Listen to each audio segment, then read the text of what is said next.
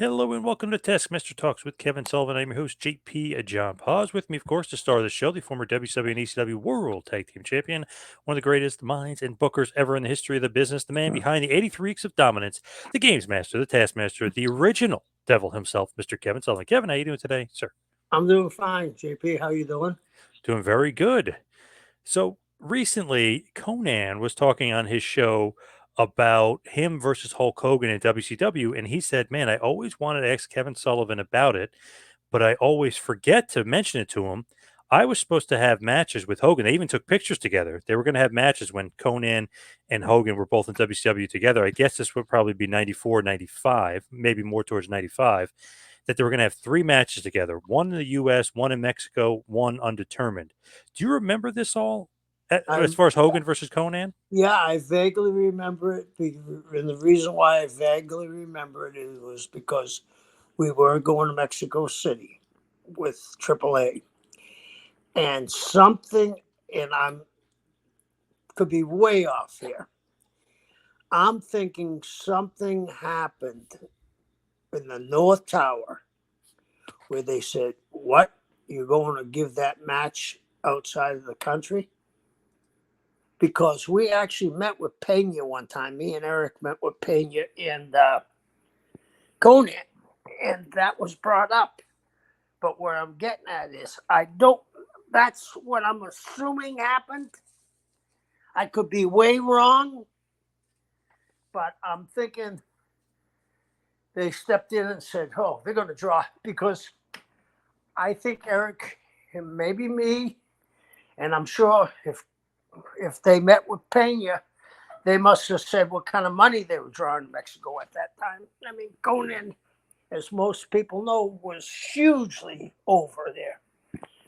And they might have looked at this whole thing and said, "We just signed Hulk Hogan for this kind of money, and they're going to draw in Mexico, and somebody else is going to get part of our money." That's the only thing I could think of. Because it would have drawn huge. Oh, yeah. Yeah. He's the Hulk Hogan of Mexico, and obviously Hogan is the Hogan Hulk Hogan, Right. But I think they would have drawn big in the States, too. If they went to Chicago or San Antonio or LA, I mean, they would have drawn huge everywhere. Do you think Hogan would have been okay with losing one, winning one, and probably winning the third one?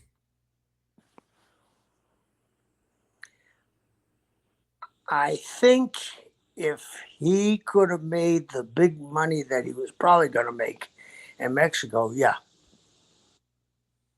You Yeah. think he wins 2 out of 3, though, right? Yeah. Yeah.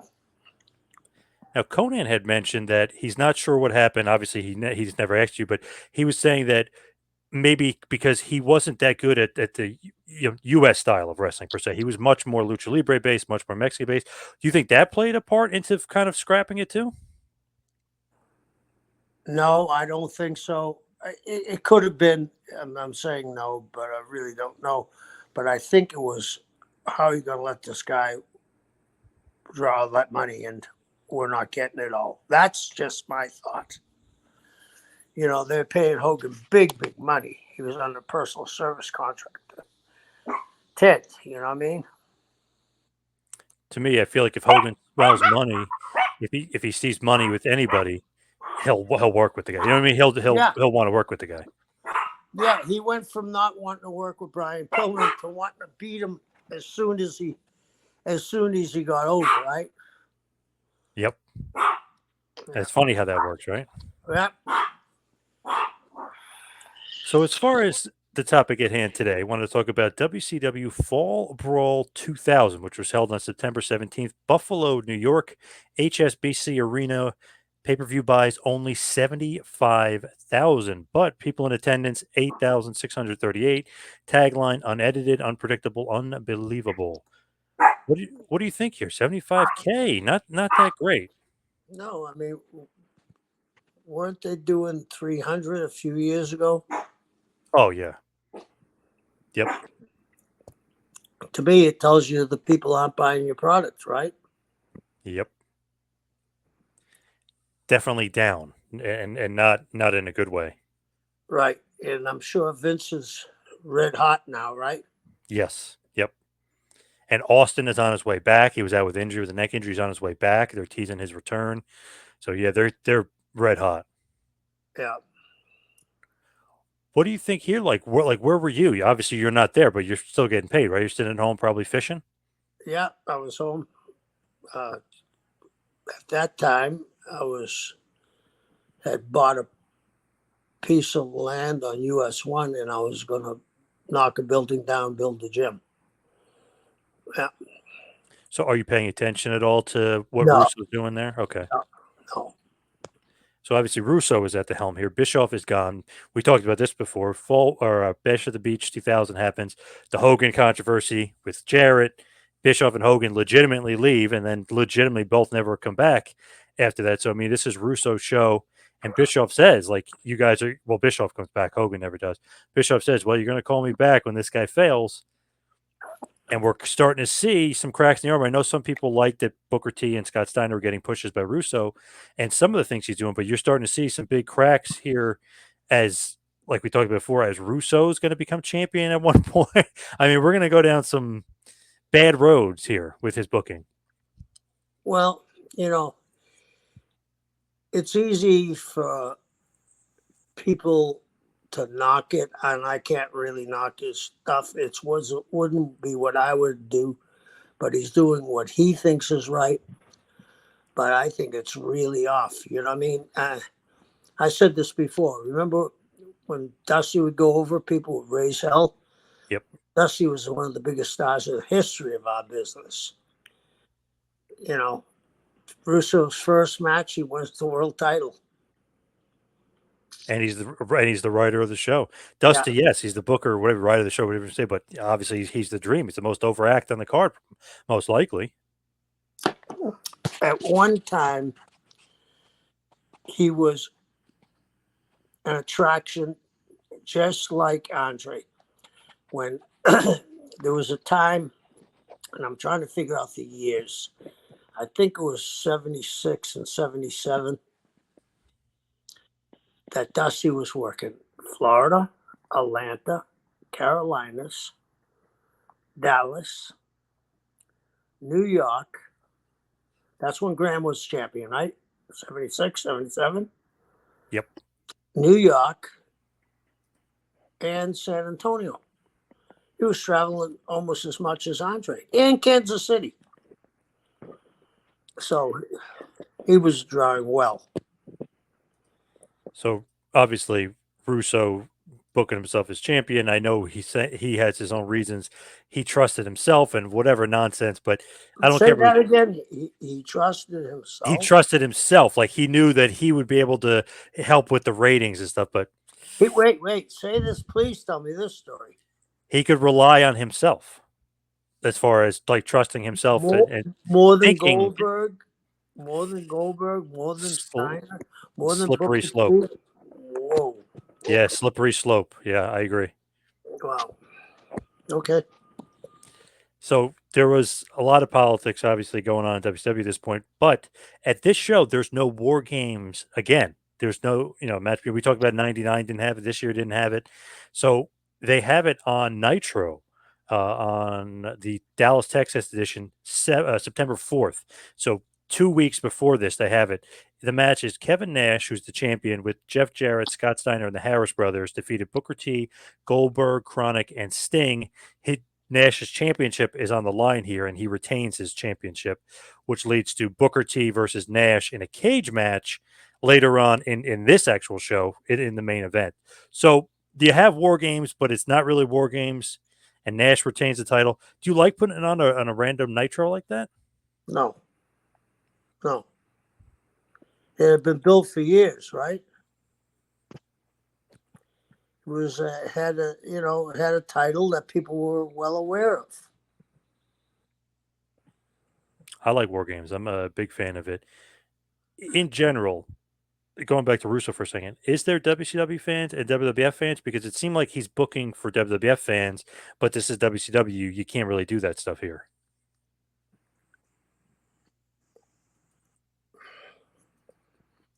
I think there are wrestling fans.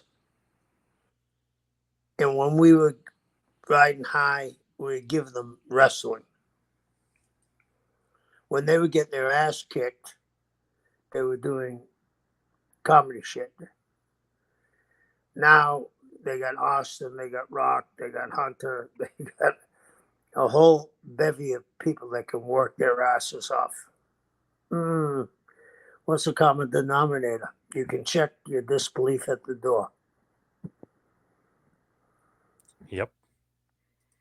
It just seemed like I don't know, like a lot of this stuff may have worked in WWF, but he was trying to bring it to WCW, and it definitely was not working at all. Well, let me ask you this. Do you think Vince McMahon would have allowed him to win the WWF title?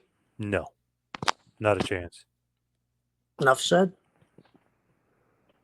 And I think you lose, a lot of the audience with him winning the title. I don't care if it was only for 3 days or whatever, but still, I think you lost some of the audience, just some of the interest when that happened. I really do feel that way. Yeah, especially when they knew he was writing the show. Right. And I knew a lot of people that, when I was in high school and early years there, or actually later years in high school, they just were like, who is this guy? Like they didn't know who he was. It's not like he's Vince McMahon. Everybody knows Vince McMahon. I mean, Yeah, my grandmother knows Vince, everybody knows Vince McMahon. It's like nobody really knew who he was. And then like, wait a second, this guy's writing a show and he wrote himself as champion? yeah. Crazy. Yeah. What was your relationship like with Russo? Did you guys get along? Yeah, we got along. I mean, you know, yeah, I got along with him. But I understood he had a different mindset than mine, and it worked for him one time, I guess, right in New York. Yep. So he was successful there. Maybe, who knows what happened? Maybe sometimes we all do it.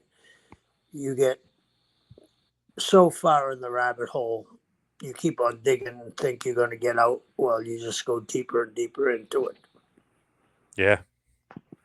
To me, I mean, I like him, but I always tease him and say former WCW champion, like just to tease him. And he's like, "What?" And I'm like, "Hogan, Flair, Russo." Like I always have to joke Yeah, around. It's insane, like to think about it. yeah, yeah, And I've talked to David Arquette a few times, and he almost like feels bad about it because he'll mention he's like guys like Harley Race were champion, and he'll feel bad about it, and you don't get that same sense for Russo. It's, yeah, it's just a wrestling show, but no, it means something more to these guys. yeah. I mean, it used to mean something. I mean, you know, everybody that held that belt at one time could have kept that belt in the ring. You know what I'm saying? Yep. On a rare occasion, maybe if Haku decided, well, no one's going to stop Haku, but other than him, most of them from Briscoe to Funk to Tez to Holly to even Dusty, you know, uh,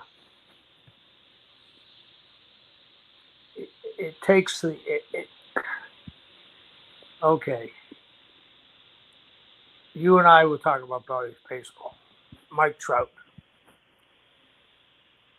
Judge, they look like Paul Bunyan's, right? Yep.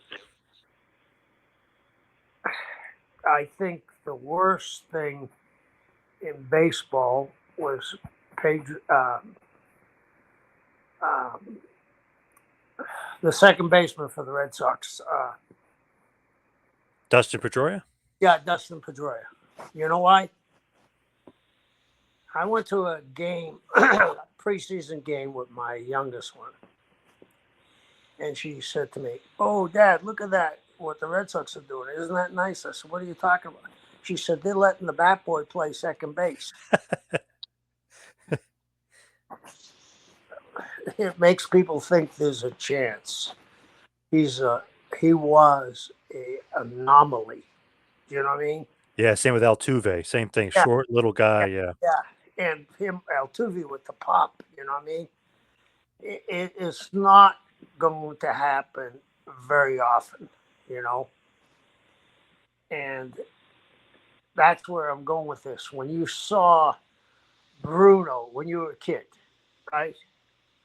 You could take one of your friends that had never been to a wrestling match, never seen wrestling. You could take him to the gardens. When Bruno walked down the aisle, the guy knew he was the world champion. Harley, Dory, Terry, the same way. You gotta have, a leadership quality to back in the day to be, that kind of champion. Definitely. Yeah. So with this show, they start off with a video package, and it's like little action figures wrestling each other in the main event. They're making it live action. I see this nowadays. For some reason, it became real popular nowadays where people do that, and they have like Instagram accounts and stuff. But back in 2000, like this is a little weird. Like the action figures, it's like Goldberg, Scott Steiner, main event. They're doing all this other stuff. It's kind of like a little cheesy, a little corny. But I feel like if people watch it nowadays, they'd like it because I see these videos all the time with people's wrestling figures and like professional photography going on with these figures. It's weird, but I don't know. It's just, I guess maybe just to do something different, you just try to shake it up and do something out of the box. I guess they were trying to sell their That toys. too. That too. Yeah. They were selling their toys. They were trying to make some money on the other end. Yeah. It was Yeah. kind of funny. Like, what the hell is this video? But I remember this 20 years ago, obviously. But I was like, wow, interesting way to open the show. Yeah. Yeah. I saw a movie the other night. It was really a different opening. And I said, well, if this took me, this opening will be plastered in another 2 months on every movie. You know what I mean? There, most entertainment businesses copycat. I mean, let's go back to rock and roll. Elvis was the king and he started it, right? But then there was the British invasion. How many groups came from England that were very similar? You know, and then, well, and we talked about this the other week, rather, the zombie movies. And I said to you, now there's all these zombie movies. Now I was going through Netflix and Hulu and all of them. There's more than was last week. Now there's a comedy one where a kid doesn't want to bite them. He doesn't want to bite them, so he's paying them for them to take their blood out and give it to him. I'm saying to myself, wait, the falling business, once you get into that routine, that's why I'm so against patents. I keep on telling you, once you get into a routine, when I was a kid, the business was protected a lot better than even when I started in the business. But I could figure out who was going to win. You know what I mean? They brought Rocker in one time to wrestle this guy who was a big name in Boston, Frank Scarpa. And I knew there wasn't going to be a finish because the patent had been set before when they brought someone in to wrestle Scarpa. They weren't going to switch the belt because the guy wasn't going to be here next week. So I don't know how I got off of this tangent, but it's like we follow patents and we follow them whether they're good or bad. You know what I mean? And this is what I'm talking about to you before, is if you don't know where the end is, you can't, it's like taking a hill on the wall. If you don't know how to get up to that hill, and you think, well, I can run around the back if I can't go forward. It ain't going to happen. You need to stick to a plan. I don't know. It seemed like WWE maybe didn't have a plan here. I don't know, they were really in trouble. And like I said, Steve Austin is returning this month in September of 2000 at Unforgiven in Philadelphia. They sell out 18,000 plus tickets. The arena sold out. Pay-per-view did 605,000 buys for Austin's return. So you wonder where the slice of the pie was. If there's 700,000 people buying shows, they bought 600,000. I mean, crazy. Because of About Austin. 600, yeah. We didn't even get 100,000. Nope. God, what a draw, Austin Yep. coming back. Who did he come back with? Do you know? He started feuding with Rikishi because Oh, Rikishi ended up being the person that took him out. It really bad storyline, but I don't think anybody cared because Austin was back, and yeah, it was the business going through the roof. And then when he returns WrestleMania, when he comes back at WrestleMania 17, him versus The Rock, they do over 1 million buys. So I mean, he was the end all be all for them. yeah, yeah. With this show, we start off with Shivani, Scott Hudson, Mark Madden in the booth, Elix Skipper with Major Guns. You got to love that name. Defeats Kiwi with Paisley for the WCW Cruiserweight Championship. Elix Skipper retained. Match goes 11 minutes. Nothing bad, but nothing great either. It was an okay match. What do you think about that? Major Guns. Do you like that? I don't know. What do you call it? Double entendre, whatever. Like, do you like that name? I mean, Obviously, you can imagine what she looks like. I mean, obviously, yeah, I know she was there yeah. when I was there. Tylene Yeah, Buck, yeah. yeah, yeah. I mean, that might have cost her job. You know what I mean? She was going under the radar pretty well there for a while. Not everybody had social media, right? Right. That name might have tipped the balance for her. It's like an old James Bond movie or something. You know what I Yeah, mean? yeah. Pussy galore, right? Yeah. Yep. Yeah.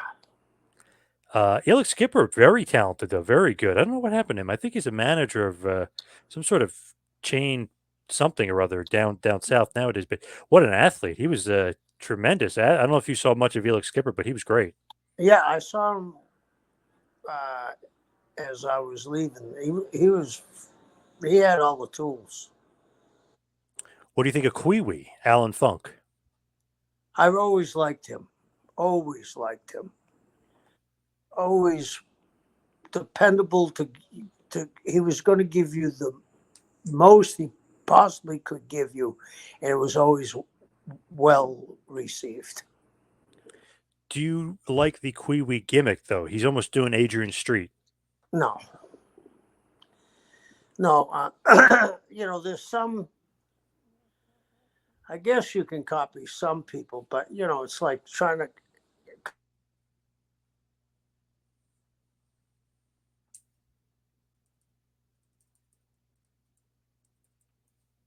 Oh, you're on mute.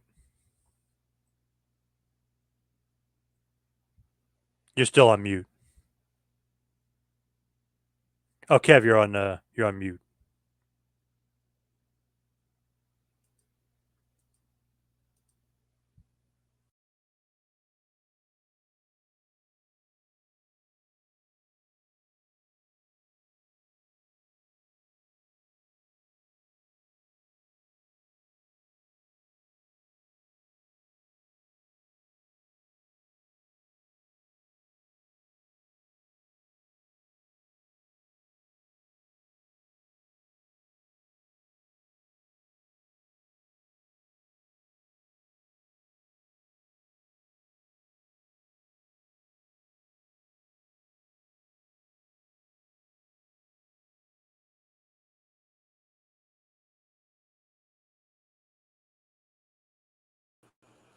We were saying about Kiwi, Alan Funk. Do you like that? It's like an Adrian Street style gimmick. No, no.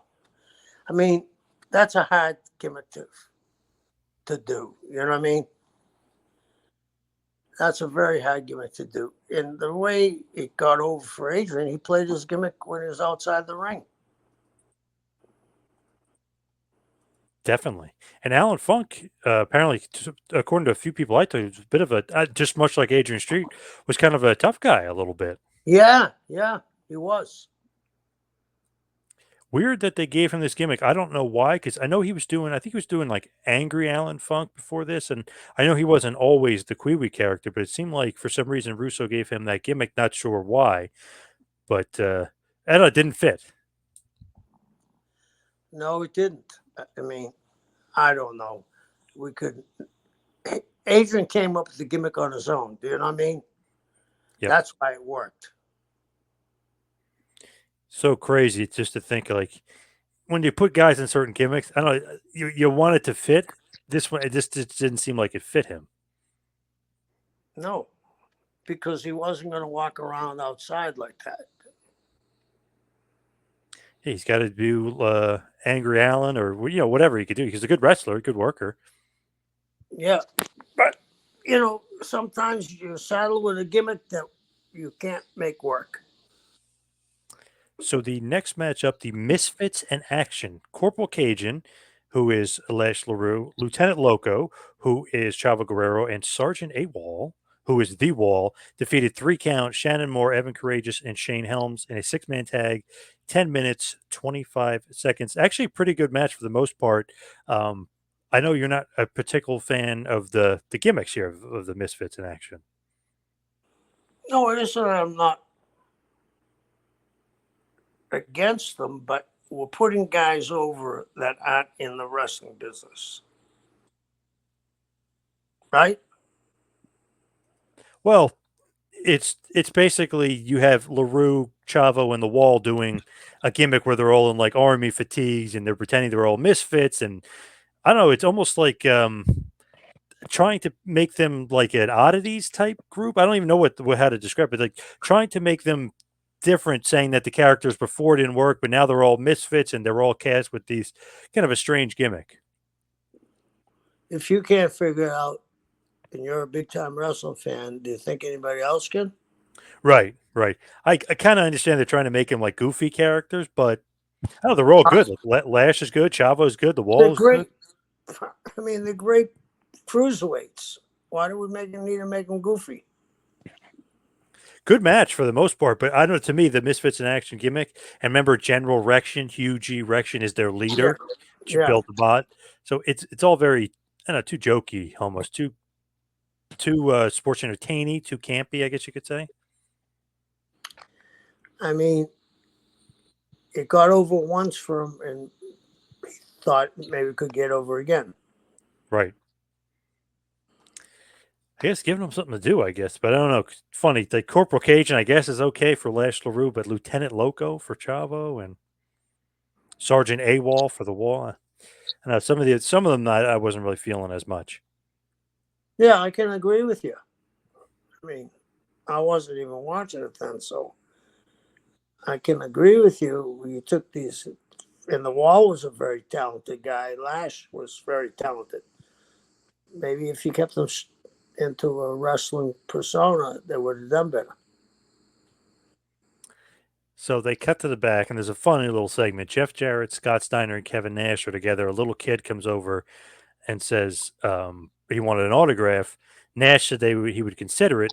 Jarrett and Steiner said no way. They walked by. So the kid said, "Oh, I only have $1.50." So Nash declined, and he told the kid, "Go buy a soda." I don't know. That just like tickled me. I remember watching it back, and I was like, "That's I know it's stupid, makes no sense, but I guess just shows you Nash is an asshole. You know, he's not going to sign Yeah, the kid's autograph." Nash can do anything to make it work. He's one of the Yeah, few. Yeah. yeah. It was almost like, "What do you think about this, Kevin?" Like, "Oh, I'll make it funny."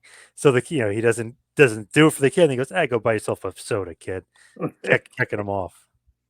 Yeah. I could see Nash doing that very easily. Yeah, yep. So then the next match is the Harris boys. Ron and Don Harris, the Harris brothers, defeated Chronic, Brian Adams, and Brian Clark in a first blood chain match.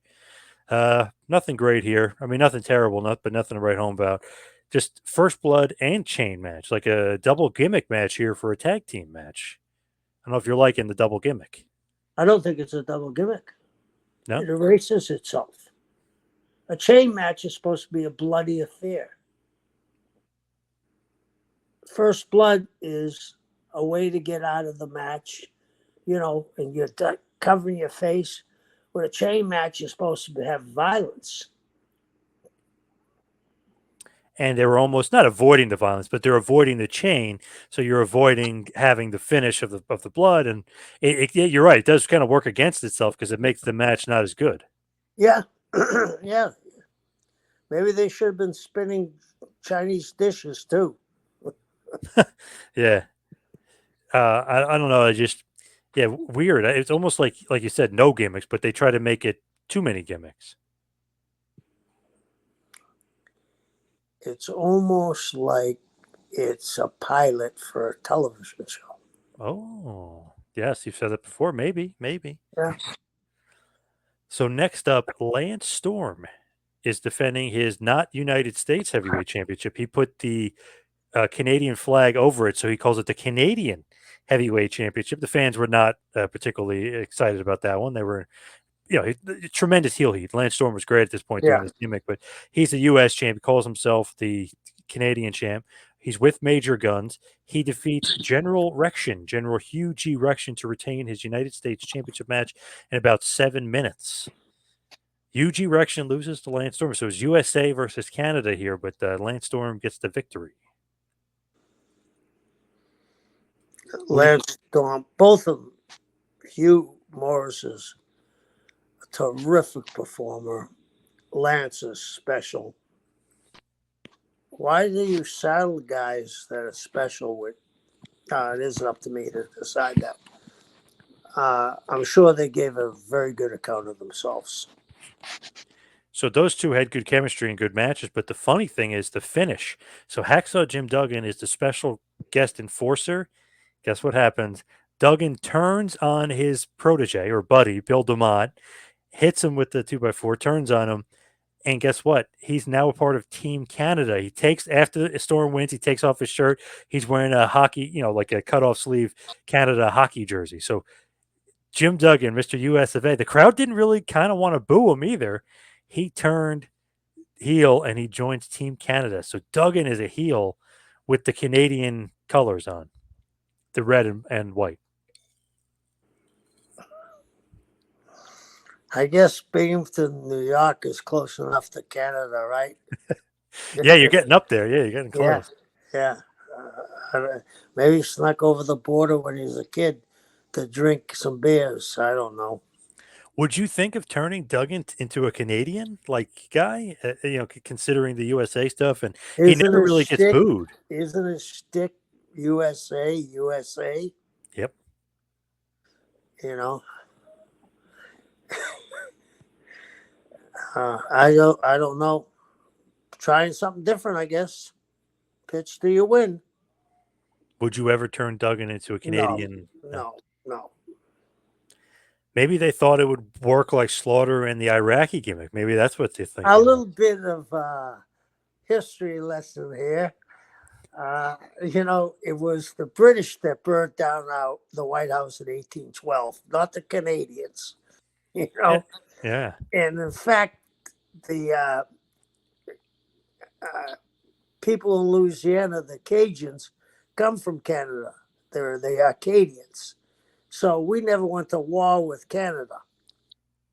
Well, I think they're trying to piggyback. Remember when Brett was in WWF and he did the Canadian thing? He turned that crowd so pro Canada when he was in Canada, and then they were so anti him because he would make fun of you guys don't have health care. Like, so Lance Storm was kind of doing that same shtick, if you will, making everybody hate the Canadians. That was fine for Lance, but not Jim Duggan. Oh no, no. Yeah, yeah. Very funny though at the time because you're like Jim Duggan, like, Yeah, and I could see Russo saying, "Swerve, bro, you never saw it coming. Swerve," yeah, yeah. Never saw it coming for a reason, maybe though. I don't know. That's a weird one. Duggan and the crowd doesn't really want to boo him either. So it's almost like I don't know, like you almost got more sympathy on him because he's helping him, but he doesn't really want to help him. It's weird. Yeah, for sure. So Duggan, in your booking playbook, he would never be a Canadian stalwart, if you will. No, he's too deep into that. You know what I mean? And it didn't do anything. It's not going to move the needle at all. Not like Hogan turning, or Yep. somebody turning with their story. This was just written in to try to do something with Duggan, I guess. I don't know. Yep. So they go to the back. Mean Gene is interviewing the natural born thrillers, Stasiak, O'Hare, Jindrak, Palumbo, Mike Sanders, who was a great talker. And it's funny, you see a different gimmick from Mean Gene. He calls Mike Sanders a little prick. He tells, O'Hare, get the hell out of here. I mean, he's cursing, and you're seeing a different Mean Gene. Do you like this? It's almost like he's got an attitude adjustment going on. I'd have to see it, but I mean, Mean Gene was such a class act. Maybe this did work. Did you think it worked? I just thought it was funny. Like he was kind of a ladies' man too. He'd flirt with Pamela Paulshock, who was beautiful, and some of the other girls. So it kind of just worked as like, what the hell? Like not really like a good storyline, but something entertaining to happen during the show because you never knew what he was going to say during the interview. Like Mike Sanders, you little prick, shut up, stuff like that. Oh, that's pretty good. He showed a lot more. I mean, he always showed personality and charisma, but here he was much more like an old curmudgeon, like don't piss him off kind of thing. Yeah, yeah, I liked it. It's a little bit different side of Mean Gene. It's probably the real side of Mean Gene. Because yeah. if you ever seen those reels where they have, basically, I think it was like 85, 86, somebody had backstage stuff that was never seen before. He's making Iron Sheik laugh. He's calling Volkov a dickhead. He's making Bundy laugh. They're not technically on or recording, but Right. so he's like practicing with them and he's making them all crack up. And he's being a wise ass. Yeah, and that's how he was. He was very, very entertaining. Guys you would never see crack or like cracking because he was making them laugh. Yeah. So then we have an interesting match here: the Filthy Animals versus the Natural Born Thrillers in a 7-on-7 elimination match. So it's Jindrak, O'Hare, Palumbo, Reno, Johnny the Bull, Mike Sanders, and Sean Stasiak versus Conan, Rey Mysterio Jr., Disco, Juventud, Big Vito, Tigress, and the returning Mr. Wonderful Paul Orndorff. So interesting Get match your here. programs. Get your programs here. Can't tell the players without a program. Get your program. So Where's Mr. the Wonderful dancing elephants? What? So Mr. Wonderful, Paul Orndorff, he was the surprise guy in the match. He trained these guys. So the whole thing was they hated him because he was their coach of the power plant and they felt he was holding them back, storyline wise, of course, was holding them back. So he was a nice surprise. And in New York, he got a nice pop. Well, that's good. It's just too many guys. Oh, yeah. It's 14 guys. Yeah, it's a Yeah. 7-on-7 elimination match. Yeah. The match actually wasn't bad at all. It goes 17 minutes just about, but it ends after a bunch of eliminations, ends in a no contest. Paul Orndorff got a stinger. He did the pile driver, and I guess the vertebrae, whatever, when he landed on his ass to do the pile driver, he couldn't get up. He was stiff, and he re-injured his neck. So they had to stop the match and make it a no contest. It continues on the next night on Nitro with the Filthy Animals winning, but crazy. Like, okay, he looked good, obviously minus the one arm. He looked good, looked in shape, but maybe shouldn't have tried the pile driver. Definitely, it hurt him really bad. Yeah, I know it did. Did you ever see that or hear about that? Yeah, I did see that later on. I heard about it. They had to pay Paul his full salary until he died. Wow, Yeah, for getting hurt in the ring. yeah. Is that his call though? He wants to do be He himself and didn't do the want to pile do driver. that finish. Oh no, Yeah, that's what I heard. really? Why not? Because He the was way it could. afraid it would hurt his neck. Wow. So you saying like they told him like this is the finish, this is what we want? That's what I heard. Now, I wasn't there. It could be completely fallacy. Interesting. So that match, it was actually going well. It was good, and I know there's way too many people and it's a clusterfuck, but entertainment wise, it was pretty entertaining up until that point. Obviously, he was a nice surprise because it's almost like these guys are so cocky. Oh shit! Here's like the drill sergeant that trained them. Like he's gonna put them into order because they're all smart asses. And it just kind of sucked that he was snake bitten a bit there and got injured. Yeah, yeah. Paul was a great, great performer. Real. I mean, if you didn't know who Paul Orndorff was, he was the Brandon Bull. He beat up everybody in Tampa. He was played on the last team that the University of Tampa actually football team actually had. Paul was drafted by the uh, Saints. He played for them for a short time until he got injured. He was a tough, tough guy.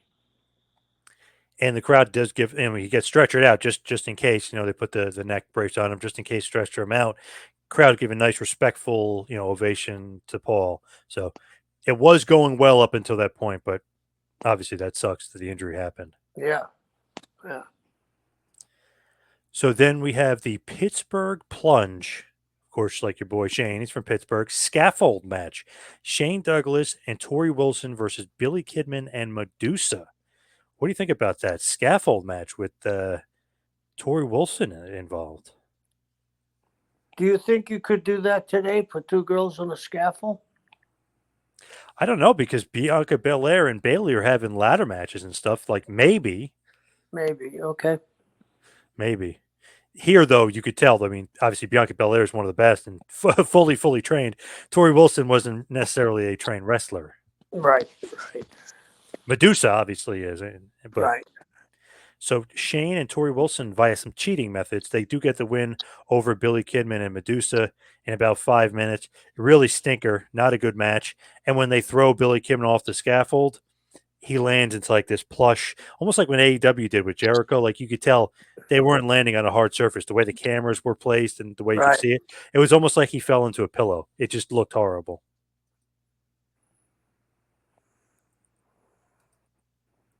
Not good. You're speechless. I'm speechless. To me, though, it's dangerous. Of course, we know it's dangerous, and we know they have to land safely. But do you have to have the cameras right there to see that how absurd it is? Like you gotta, I don't know, you gotta make it look like a guy killed him. You know. Sounds like a pilot to me. Hmm. All right. So up next, Sting. Actually, before that is actually a funny skit with Mike Tenay and David Flair. Um, I don't know, very interesting. So they say it's pre-recorded. Mike Tenay visits David Flair at his home, and he says, "Hey, how's your mental state?" And his house just looks a wreck. I mean, there's food all over the place. You could tell there's the paintings on the wall aren't like David Flair. You could tell, okay, something's off here. He's definitely losing his mind. He's nutty. He was saying, "You're dating Stacy Keebler. She's pregnant. Who's the father of the baby?" Um, all this, all this stuff of like, what the hell's going on? David Flair is not really the father.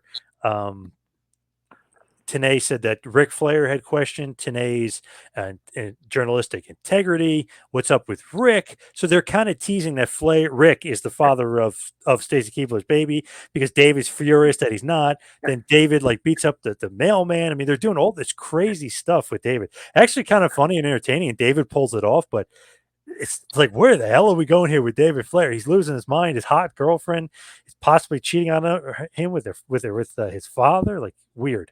You just asked the $1 million question. Where are they going with this? I have no idea. Yeah. Yep.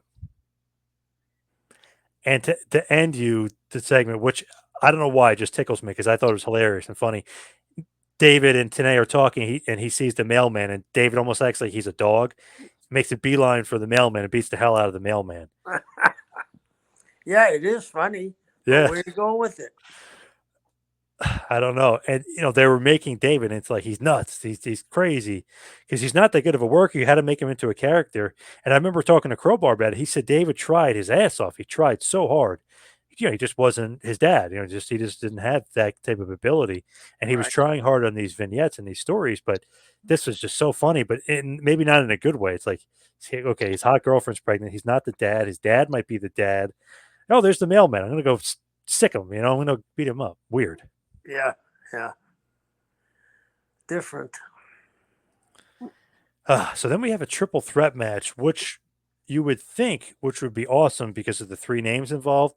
But I mean, I don't know. For some reason, it just wasn't their chemistry, or maybe just it being a three-way. But and I know Vampiro and Muda are together, but Sting ends up defeating Great Muda and Vampiro with Violent J and Shaggy 2 Up, and they're part of the Dark Carnival with Vampiro. He beats them in a triple threat match in about 5 minutes. So it's kind of a short match, and ICP get involved, but I don't know. Something wasn't there with the chemistry. You say Sting and Great Muda, you would expect some awesome match, but it just wasn't there. Especially throwing Vampiro in the mix for a triple threat. In 5 minutes. That ain't a long time. That's it too. Oddly short. Yeah. Did you see in 2023 in January, Muda and Sting will be teaming up? They didn't name the opponents yet, but in Pro Wrestling Noah, Muda's last match. Oh, really? Yep. That's cool. Very cool. Yeah, Muda showed up in AEW to save Sting, kind of leading up to Sting going to help him in his final match. Pretty cool. Talk Yeah, about history. I mean, they've been wrestling each other for 30 years. Pretty cool. yeah, it's very cool. Actually, more than 30 years. Jeez. By that time, it'll be like 33 or 34 years Sting and Mood have been wrestling each other. Right. So then the next match up, interesting one here. It's actually pretty good for the most part, but Mike Awesome's gimmick is just absolutely ridiculous. He's that 70s guy. So there's a bunkhouse brawl, Jeff Jarrett versus Mike Awesome.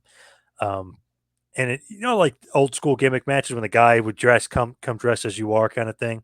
That's Yeah. what Jarrett looked like. He looked like Dusty back in the day, but he's wearing the Tennessee jersey, and Right. obviously they just had played Buffalo, the Bills, and like he looks the part, like the bunkhouse brawl. He looks the part, but Mike Awesome is that that 70s guy. Just I don't know, just not working here. The kicker is Gary Coleman is a part of the match. Well, it is working. I'll tell you why. You're Right. laughing through the whole card. All right. You're right. What did I ask you what this is? Right. But Does this this match, does this look like a wrestling show? What yeah. what was Awesome wearing? Awesome was a terrific performer. So he kind of had like a 70s style like outfit on. Yeah, Almost like I don't know how to describe, almost a like an narrow jacket. yeah, like an Elvis kind of look Yeah, almost. yeah, the narrow jacket and the pants. Yeah, does that resemble anything like Dusty's bunkhouse matches? Come as you are. No. So So what? So where I'm going with this, you may switch players in baseball, but the game is still played very similar, isn't it? yep. So he has the 70s attire on. He takes it off for the match. He's just in his normal ring gear, but Jarrett looks like he's ready for the bunkhouse, that kind of thing. So is it a bunkhouse match? Yes. Yep. Anything But you're goes. not coming as you are. Right, Which right. is I got part you. of the gimmick. Right. Mike Austin did not get the notice or the memo. Yeah. Yeah, yeah, yeah. I don't know. So the Bills players are kind of getting involved in the match. Gary Coleman gets involved, and you could tell he tried to put something. He was wearing a hat, oddly, and he tries to put something under there, maybe to protect himself. So he's going to get the guitar shot. Jarrett turns around, nails Gary Coleman with the guitar shot, which was hilarious because you didn't, celebrity. Are they going to take a bump? Well, Jarrett, hit him pretty good with it. Then Mike Awesome kind of gets him on the distraction. So Mike Awesome wins in about 9 minutes. It's actually a pretty good brawl just because I like Mike Awesome and Jeff Jarrett. Pretty good brawl. Funny, though, everybody remembers how Gary Coleman was involved. You keep on repeating that word. True. Very true. Sting even gets involved in this one to help Mike Awesome win. But yeah, more comedy than there needs Funny to be. doesn't draw money, JP. Funny doesn't draw money. I think there's an old sign from Memphis that they kept showing. Personal issues draw money. Jerry Jarrett quote. Yeah, yeah. So then we move on to the next match, which I was telling you before, and a lot of people don't realize it or haven't seen it. Scott Steiner with Medeja and Vince Russo comes out. He does get involved in the match, but Scott Steiner versus Bill Goldberg, to me, by far, this is Goldberg's best match of his career. It's a no DQ match. It goes 14 minutes, a little bit longer than your normal Goldberg match. Meltzer even gave it 4.25 stars, and he hates WCW and he hates seemingly Goldberg because he never gave him good ratings. And it seems like maybe Scott Steiner wasn't his type of guy either. And I know Russo gets involved and there's some chicanery, but this match is awesome. I want to talk about just two guys kicking the living shit out of each other. Goldberg and Steiner just almost like test of strength, like who could beat the shit out of each other the worst. And they just, to me, if anybody hasn't seen this match, go out of your way. Goldberg, Scott Steiner, by far, it's Goldberg's best match of his career. It's great. I'm sure it would be. One long time ago, we talked about posters. Remember? I Yep. said Goldberg and Steiner. You put that on a poster, you should draw. Yep. And I remember they had a match on Nitro too around this time. I don't think it had a finish to it, but I remember the quarter hour rating it jumped a bit. They were saying for Goldberg, so it seems like people were interested in Goldberg Steiner because look at these two guys. It's like holy shit, they're going to kill each other. Okay, so what I've been preaching is the funny bullshit didn't draw shit. But Steiner and Goldberg did, yeah, Yeah, it's crazy. yep. If you looked over like the court hour stuff, Goldberg usually drew pretty well. Like Nash Yeah, too, Nash Steiner. But obviously, I mean, they're so far behind the ball with Austin coming back at this point. I mean, ridiculous. yeah, But it was really refreshing to see Scott Steiner gets the win here. He knocks out Goldberg and gets the win with the Steiner recliner. Goldberg can't answer the bell. He's knocked out, but really, really good match. I love it. I love going back because people are like, oh, Goldberg, well, I can't have a good match. So it's, well, watch the match with Scott Steiner, DDP, Raven, Saturn. He had a bunch of good matches. he had a bunch of good matches. He had a bunch of good matches, but I don't give a shit. He put 43,000 people in the Atlanta Dome, whatever it's called, the Georgia Dome. Yep. Brother, that's what I call a great worker. When you put asses in seats. Yep. I mean, we can go back to Bruno. Was Bruno the greatest technical worker? No. No. Did he sell at the Gardens every time? Yeah. Very true. Yeah. So the Bills actually helped Goldberg to the back, showing their football loyalty as, Yeah. they're helping him to the back. Really weird though. They show a commercial for the Halloween Havoc that's going to be the next month, and it's all about how Sting is going to change, and there's going to be this breakthrough and all this other stuff. Never happens. Sting never goes and does the gimmick. They do a gimmick where all these fake Stings come out, and it's like each part of his career, it's somebody different that looks like Sting. So I don't know. To me, just looking at it, I was like, well, they never came through with that. Sting didn't do anything except for fought Jarrett the next pay per view. So they spent all that money on all these fake things and nothing ever Yeah, happened. Okay. yeah. But Sting himself didn't change. That was weird. It's like, okay, I guess it was about him, his life, but I don't know, maybe how he didn't change. I don't know. It's weird. Just to me, it didn't resonate. Didn't They didn't hit the nail on the head on that one as far as like you kind of promoted Sting was going to change and he ends up not changing. Yeah. So then they aired the video before the main event of Kevin Nash turning on Booker T, winning the WCW title, which then would obviously lead to a steel cage match tonight. Booker T defeats Kevin Nash. They called it Caged Heat, but it's just a regular old steel cage match for the WCW Championship. The match goes 9 minutes. Kind of short to me for the main event, considering Goldberg just went 14. I don't know. To me, is that okay? The main event goes shorter than some of the matches leading up to it. Booker T No, wins. it should have went more than 9 minutes. Booker T wins, but it just felt like the match was just kind of getting started before it was over, and Booker T gets the I, clean win. But I mean, again, it's a nice win over Nash, but I felt like it should have been longer. I have a feeling that they were running out of time. I don't remember at the time, but there is 10 matches on the show, so that's definitely Yeah. a possibility. Yeah. And I was listening to you say every time you gave another match because I hadn't seen it, I thought we're coming to the end. I think that they got overran their times, a bunch of people. It almost felt like this was like a Nitro match, and like maybe or something like, but not like a pay per view where it goes 9. To me, I don't know. It definitely fell short as far as what it could have been. It was a decent match, but it could have been longer. It would have been better. Yeah, and I think they would have given a longer match. I think they were running out of time. That's just me guessing. What do you think overall, though? Did you like anything you heard? What we were talking about? I know you didn't see it per se, but did you like anything we talked about? I liked a lot of the guys there, and they're great workers, but I don't like comedy. A whole plate of comedy. Comedy's great in bits and pieces, but comedy is a dessert. I want a steak first. Right.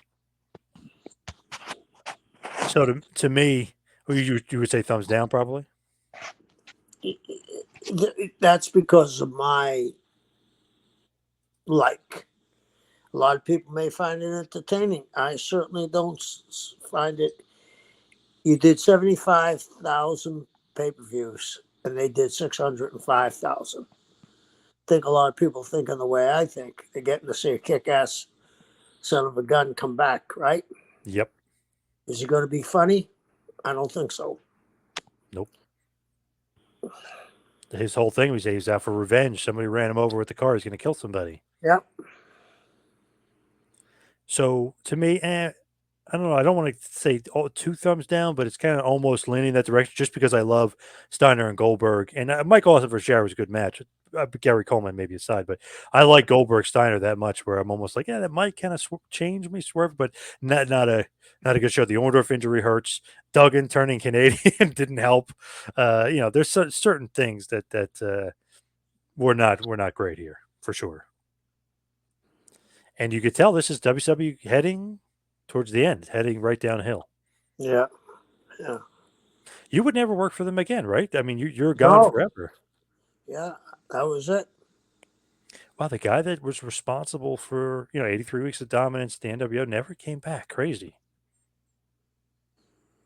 I was getting paid, so it was just as well. True. Let's head towards the plugs. You follow me on Twitter and Instagram at Two Man Power Trip. Check out the website tmptempire.com. Go to Pro Wrestling Tees and get a Kevin Sullivan store. You can also follow Kevin on Instagram at Taskmaster Talks. Kevin, what else you got going on? Well, I'm gonna do Dark Side of the Ring in another week. It's about Florida, so it'll be entertaining. Nice. So that's about it. Yeah. Little Eddie Graham, Mike Graham tragedy. Yeah. Yeah. So it'll be interesting. Yeah, that'll be good because I mean we've heard stuff about that before, and there's been I think one documentary about Florida that I can remember, but nobody's kind of went deeper into what really happened there. So that'll be a good listen or a good watch. Yeah, I think they're going to go deeper, much deeper. And you said they have Mike's daughter or Yeah, Mike's daughter. Mike's daughter. Okay, interesting. Yeah. All right, awesome stuff, Kevin. Thank you everybody out there for listening. We'll see you right back here next week for a little Taskmaster Talks with Kevin Sullivan. See you next week, folks.